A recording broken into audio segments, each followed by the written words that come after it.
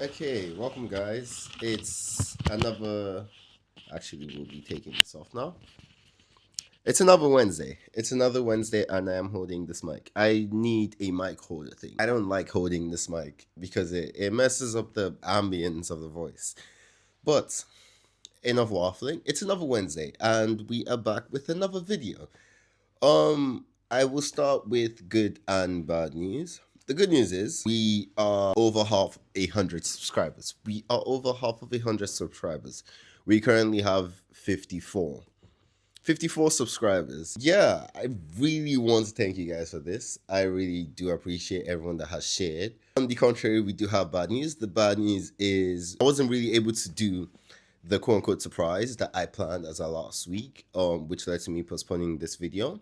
But in spite of that, instead of physical appearances, we do have a book. We have a book, and we're going to be reading from my book today. As the title says, we're going to be talking about culture shock.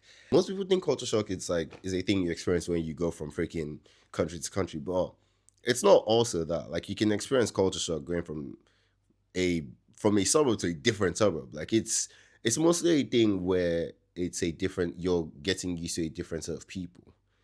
That's basically what culture shock is. So you might have experienced it and you don't know. So that's why we're going to be shedding light on it today. As some of you know, I am Nigerian by background. I am Nigerian and I have been in Sydney for about a good 2 years now. Going to three, a good 2 years. I think so. I've had my own fair share of culture shock experiences, but what led me or what prompted me to make this video was a call that I got from my cousin a good 3 weeks ago. He called me at 6 in the morning, freaking out because he heard from my mom that I was getting married. And I was both confused and annoyed. Confused because I was like, what's it to it? I'm getting married. Most people in our age group do this. Confused at that and annoyed because he is calling me at 6 in the morning when I was meant to be asleep. But I ended up like dismissing it, and then I woke up, remember that he actually called me and then called him back, and then we had a chat about it. And that's when I realized that no one in Nigeria gets married at our age. Then I started to think about a lot of stuff, and now this video is being made. So we're going to go right into it. The weather difference. Now, this should be the most important thing to research when going to a new place. If you're going to move from your state of residence to another state of residence, the first thing you should check, especially if it's a major move, for example, like a country to a different country, should be the weather. If you have always been from a place that is predominantly hot and you move to a place that is predominantly cold, you are not going to have a so fun time either staying there or adapting. It depends on how long you're also staying there. If you're going to stay there for the rest of your life, then you're just cooked. But yeah, I feel like that's the most annoying feature about like places. Like if especially with like continents. For example, Australia as a continent has 4 seasons. Yeah. Summer, winter, autumn, and spring.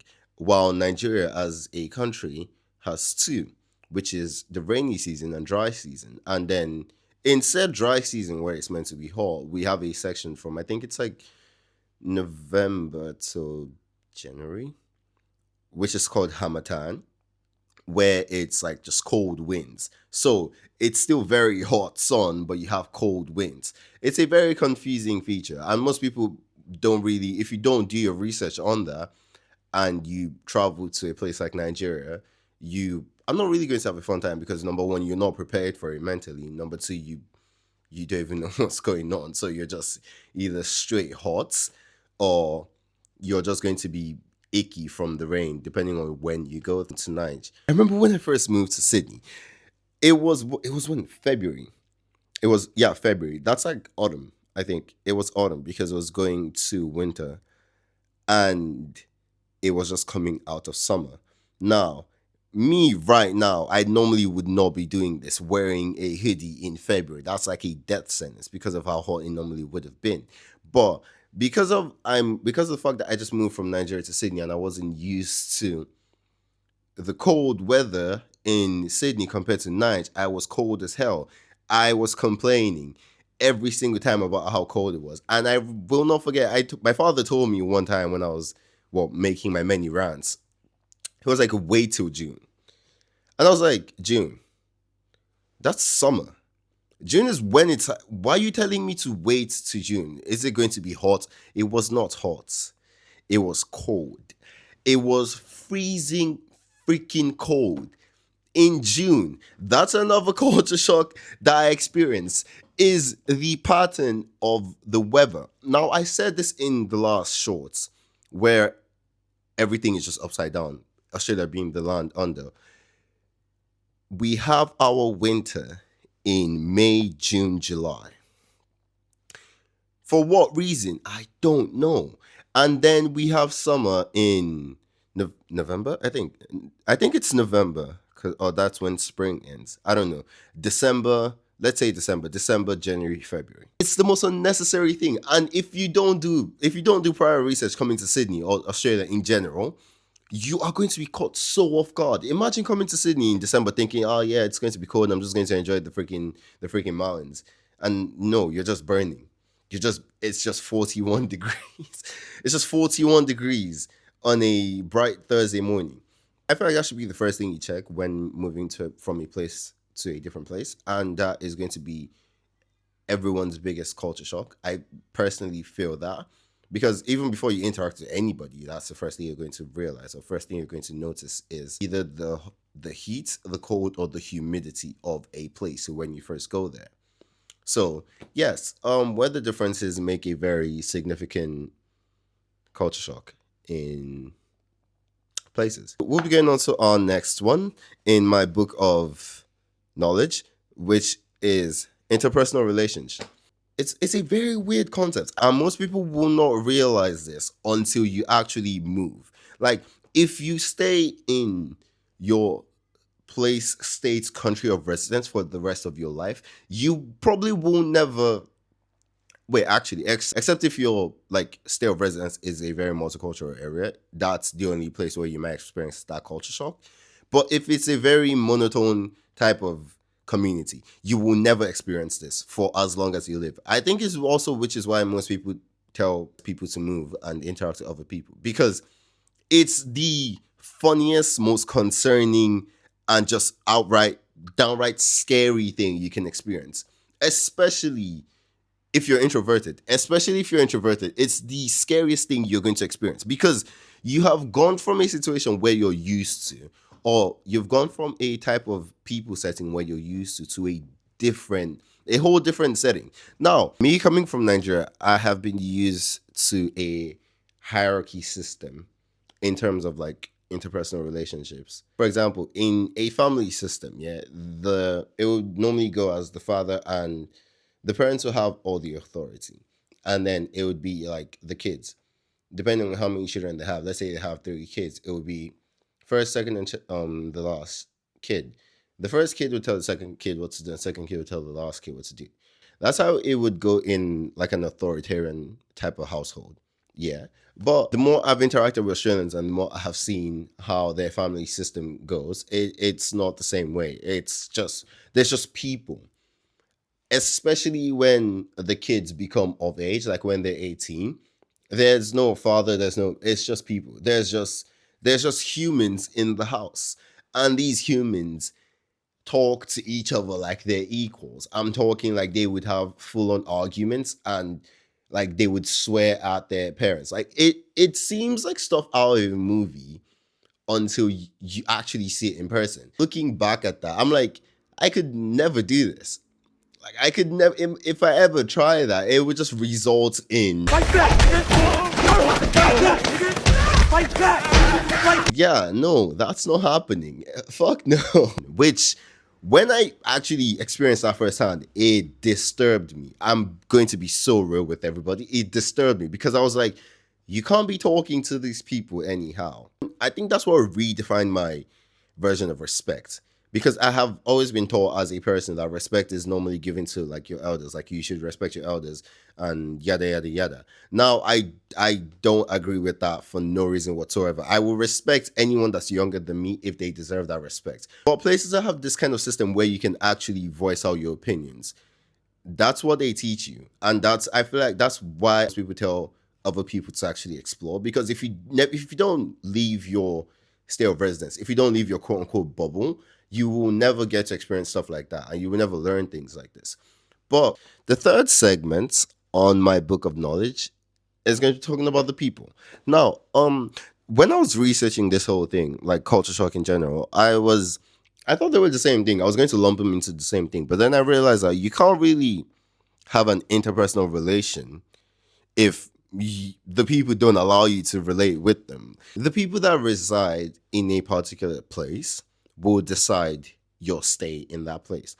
There's a very popular saying that says, like, misery loves company.